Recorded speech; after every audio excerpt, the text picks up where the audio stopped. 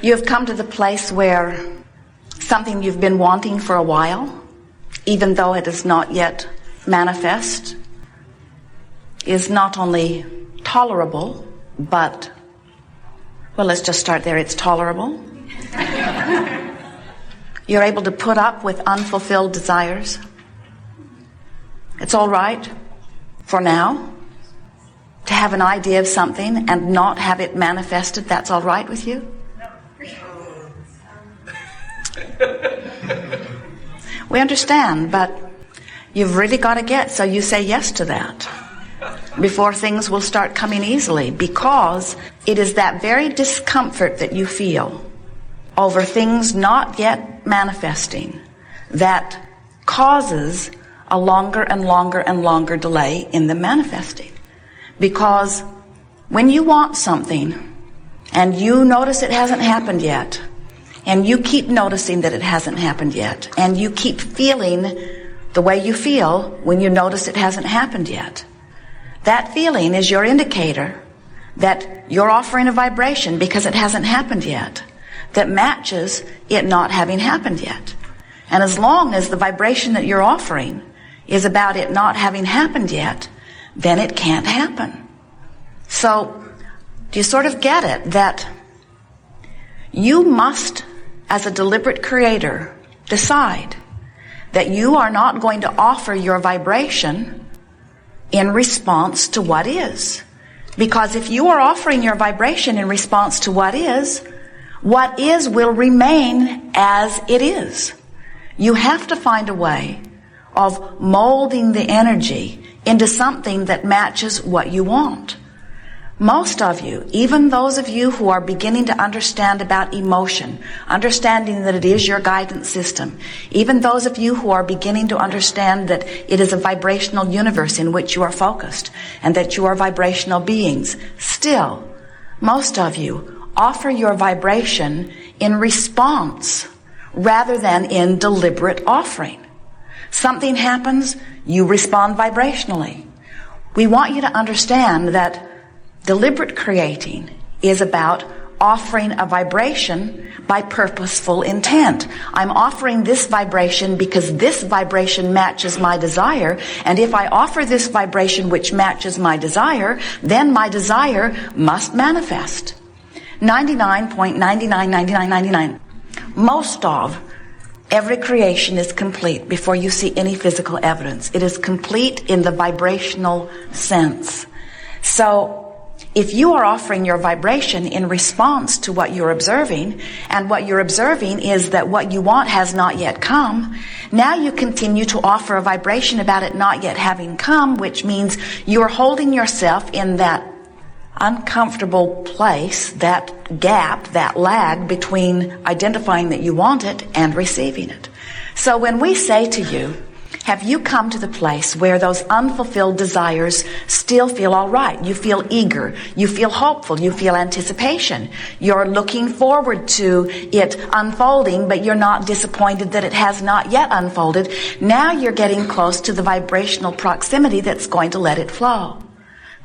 We want you, as you begin to bring this idea of allowing the energy that creates worlds to flow through you toward your creative end, we want you to feel how well named this gathering is, as we call it, the art of allowing, because you become very practiced, very good, very artful. You become very practiced at recognizing where you stand by recognizing how you feel. So we're just going to say it to you in as plain of words as Esther can find in response to the powerful intent that we are offering to you. You have to want more than anything to feel good. And you have to be willing to work harder on this than anything else on feeling good. And here's the blunt statement that we want you to leave here remembering. You've got to stop letting what is dictate your emotional response. So, somebody hurts your feelings. You don't want to be somebody that somebody can hurt your feelings. You don't want to be hanging out there so tentatively that terrorists could strike in a part of the world that has nothing to do with you, and it can make you afraid. You don't want to be hanging out here in such a fragile position that someone that you care about could be disconnected, having a bad day, say something to you and hurt your feelings, and have them, who you can't control, wouldn't want to even if you could. We're speaking from your inner being point of view, of course.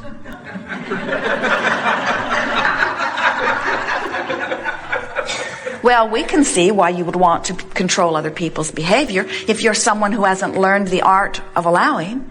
If you're looking around and having emotional responses to what you're seeing, we can understand why you'd get pretty heavy on the trying to control circumstances and conditions. But by now, we would have thought you would have given that up because you're not able to do it. And as soon as you get one of them corralled and managed and molded in the way that they need to be so that you can look at them and feel good, another one just pops up. Or that one goes off and meets some new friend and starts catering to what they want instead of catering to what you want, and then you're back to square one again. You spent 18 years teaching that kid how to behave, and then he fell in love, and now he's doing what she wants.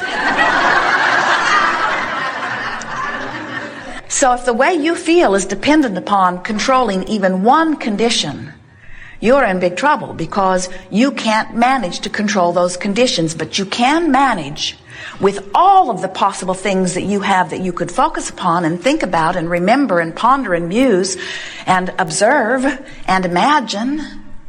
With all of the things that you could focus upon, past, present, or future, certainly there are enough things that feel good when you do it that you can manage your own mood.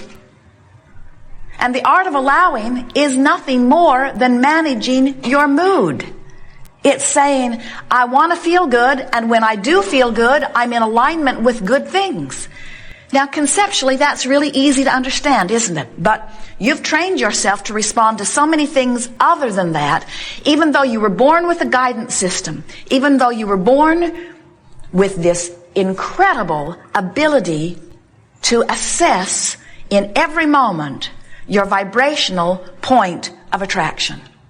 It is interesting to us when we see you not understanding today that a good feeling is a good thing and that a bad feeling is not such a good thing. We want you to be willing to feel good on purpose for a little while and to watch the results of that deliberate offering of vibration. But that means directing thought on purpose. And directing thought on purpose, you could tell us this, in fact you do often, is not as easy as we make it out to be. Because, and here's where we let you off the hook, but only briefly, so don't get used to it. Law of attraction says that which is likened to itself is drawn. So if you've been focusing by virtue of some circumstance or events that you've been living on something that's causing you to offer a particular vibration, we acknowledge that it is easier for you to find other thoughts that match that vibration than it is to find very different thoughts. In fact, we'll really let you off the hook by saying, but only briefly, so don't get used to it. We will really let you off the hook by saying, you actually cannot find thoughts that are very far from the thoughts that you are thinking. In other words, if you're depressed and some bright-eyed, bushy-tailed Abraham student comes to you and says, you know you create your own reality and you're supposed to feel good and things can get better for you, all you have to do is cheer up. You're thinking, I do not create my own reality or you'd be gone. It's just annoying to have someone all bright and happy and sure of themselves flapping in your face when you are in a place of not feeling good. We know that, but what we want you to understand is, unless you make an effort to feel better, and unless you accomplish feeling better, you have not shifted your vibration at all. And if you have not shifted your vibration, things cannot change. And dear hearts, there is not enough effort in the world to make the difference. You can't work hard enough. You can't work long enough. You can't gather enough other resources to you. You cannot buck the current of your own vibration. But unless you have convinced yourself that the way you feel is guidance and that good is moving toward what is good, is that hard to understand? Well, it's hard to understand by many of you who have had many people who didn't want you to move toward your good. They wanted you to do what they thought would move them toward their good. So they said to you, never mind how you feel, do what you should do. And what you should do is what I say you should do. And so disregard your own guidance and pay attention to these rules that I have laid out for you. And oh boy, are there piles of rules. Each one offered from somebody else's vantage point, each one offered so that you can fulfill something that they need, because so many of them are still living a very conditional love. They want to feel good. They're well-meaning. They want to feel good, and they need you to behave in a certain way so that they can feel good. But do you hear the trap? So they need to feel good, so they set out rules, so you follow the rules so that they can feel good. But they can't get everybody to follow the rules, so they never really feel good. So they keep offering more rules, and you keep getting more lost because you are not using the guidance that you were born with to quantify your own journey. Have we convinced you? Have we convinced you that the way you feel is everything? Do you believe that when you feel good, you are in a vibrational place of allowing what you want in? Please believe it, because there is nothing that could be more accurate. So we're going to be a little heavy today. I'm going to emphasize it a great deal, because it really is what the art of allowing is about. We want you to leave here, if not already really good at it, at least determined to get better at it, at being one who molds your energy. Let's say it in a different way, of being one who creates your own mood. Because you understand that when you create a mood of joy, you're allowing everything that you've been asking for to come in. When you create a mood of love, you're allowing everything that you want to flow in. When you create a mood of expectancy, you're allowing everything you want. When you feel ornery, when you feel pessimistic, when you feel afraid, when you feel angry, even when you're frustrated and overwhelmed, those are indications that you've got your frequency set in a different place, and sincere, concentrated, deliberate molding is in order. So if someone says to you, what are you working on these days? Tell them, I'm working on my own mood and attitude. And if they're wise enough to ask you why, tell them, because that's my true, in the moment indication of how many of the wonderful things that I have been praying for and asking for, I'm allowing into my experience right now. Tell them, I'm no longer dictating my focus by whether it's interesting or whether it's important or whether somebody else is pointing at it or whether somebody else has made a big deal about it. I'm no longer guiding my sculpture of my life by any outside factor or guidance. I'm guiding it completely by the way I feel. And when you get there, now you are ready to travel with us on an emotional journey that will take you into the resources and the realm of all things wonderful that you have ever imagined. There is nothing that you cannot be or do or have. And there is nothing that is keeping you from the accomplishment or the achieving of anything other than your own attitude, other than your own mood, other than your own focus, other than your own emotional response to what you're giving your attention to. So leave this gathering today deciding that you're no longer one whose feelings can be hurt, because your feelings are no longer up for grab. Because your feelings are not dependent upon what somebody else thinks or does. Your feelings are dependent upon your choice of focus.